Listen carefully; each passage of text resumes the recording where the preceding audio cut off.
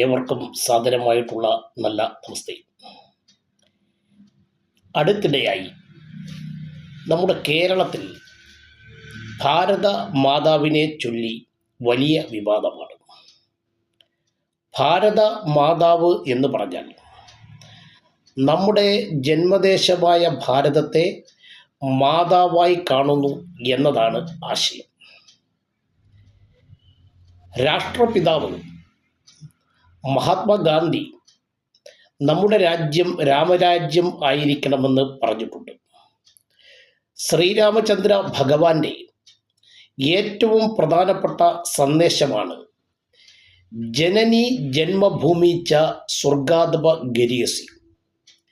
പെറ്റമ്മയും പിറന്ന നാടും സ്വർഗത്തേക്കാൾ മഹത്തരം ആയിരിക്കണം എന്നത്. ഈ സന്ദേശത്തെ അടിസ്ഥാനപ്പെടുത്തിക്കൂടി ഉള്ളതാണ് ഭാരത മാതാവ് എന്ന് പറയുന്ന നമ്മുടെ അർപ്പണം.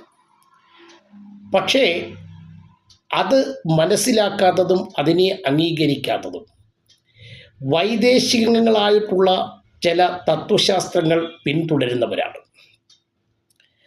അവർ തിരുത്തേണ്ടതായിട്ടുള്ള കാലം അതിക്രമിച്ചിരിക്കുന്നു. പ്രധാനമായും കമ്മ്യൂണിസ്റ്റ് പാർട്ടികൾക്ക് ഭാരതത്തിൻ്റെ സംസ്കാരത്തെ ഉൾക്കൊള്ളാൻ കഴിയാതിരുന്നതാണ് അപജയമെന്ന് കമ്മ്യൂണിസ്റ്റ് സൈദ്ധാന്തികനായിരുന്ന എൻ.ഇ. ബൽറാം നടത്തിയ പഠനങ്ങളിൽ പറഞ്ഞിട്ടുണ്ട്. ഓരോ രാജ്യത്തിനും അതാത് രാജ്യത്തിൻ്റെതായിട്ടുള്ള സംസ്കാരമുണ്ട്. ഭാരതം എന്ന് പറയുന്ന നമ്മുടെ മഹത്തായ ഈ രാജ്യം ഹൈന്ദവ സംസ്കാരം ഉൾക്കൊള്ളുന്ന ഒരു രാഷ്ട്രമാണ്, ഒരു രാജ്യമാണ്. Hinduism is a way of life. ഭാരതത്തിൽ ജീവിക്കുന്ന ഏത് ഒരു ജനവിഭാഗവും ഭാരതത്തിൻ്റെതായിട്ടുള്ള സംസ്കാരം തുടരുന്നുണ്ടെങ്കിൽ അവർ ഭാരതീയരാണ്.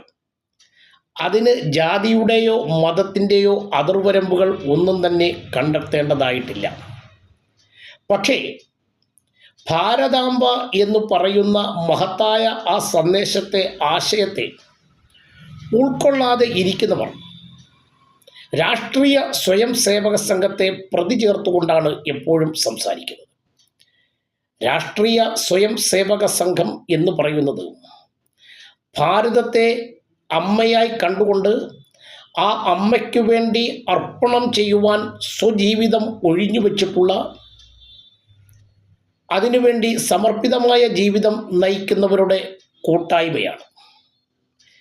രാഷ്ട്രീയ സ്വയം സേവക സംഘത്തെ വിമർശിക്കുന്നത് പോലെയല്ല രാഷ്ട്രീയ സ്വയം സേവക സംഘത്തിൻ്റെ പ്രവർത്തനം. സംഘത്തിൻ്റെ പ്രാർത്ഥനയിൽ തന്നെ പറഞ്ഞിരിക്കുന്നത്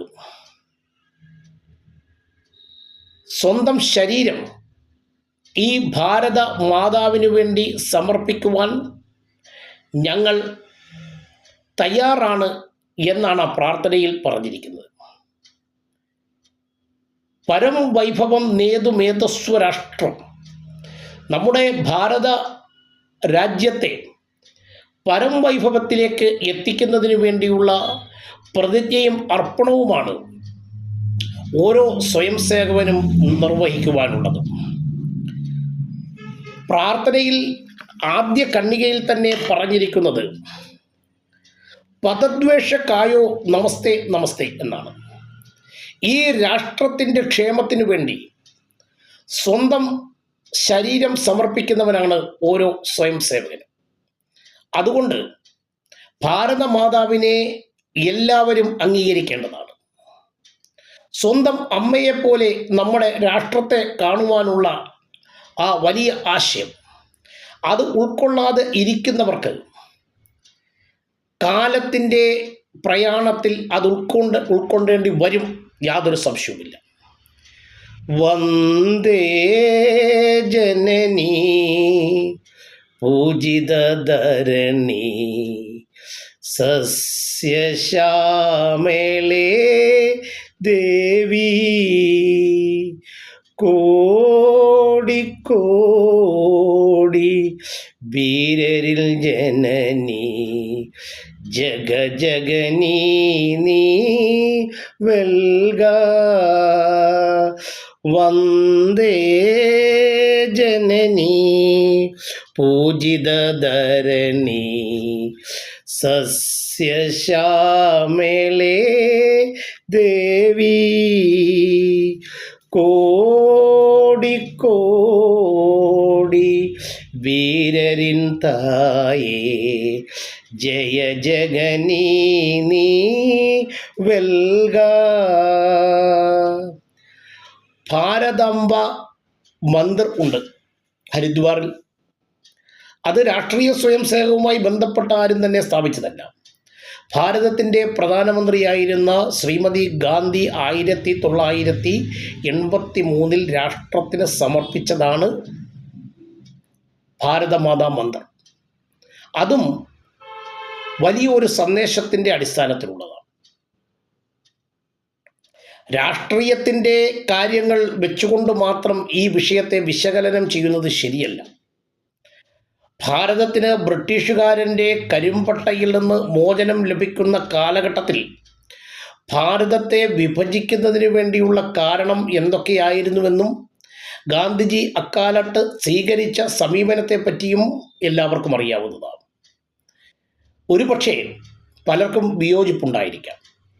ഭാരതം ഒരു ഹിന്ദു രാഷ്ട്രമായിട്ട് അന്ന് നിലനിന്നു വന്നിരുന്നെങ്കിൽ ലോകത്തിലെ ഏറ്റവും വലിയ രാഷ്ട്രശക്തിയായി ഭാരതം മാറുമായിരുന്നു. ഭാരതത്തിൻ്റെ പ്രയാണം ഇന്ന് എല്ലാ ലോകരാജ്യങ്ങളെയും അത്ഭുതപ്പെടുത്തിക്കൊണ്ട് മുന്നോട്ട് കുതിക്കുകയാണ്. അതുകൊണ്ട് ഭാരതമാതാവ് എന്ന് പറയുന്ന ആ വലിയ ആശയം ഇന്ന് എതിർക്കപ്പെടുന്നവർക്ക് നാളെ അത് സമ്മതിക്കേണ്ടി വരും. കാലത്തിൻ്റെ മറുപടി, കാലം കരുതി വച്ചിരിക്കുന്ന സന്ദേശം അതായിരിക്കും.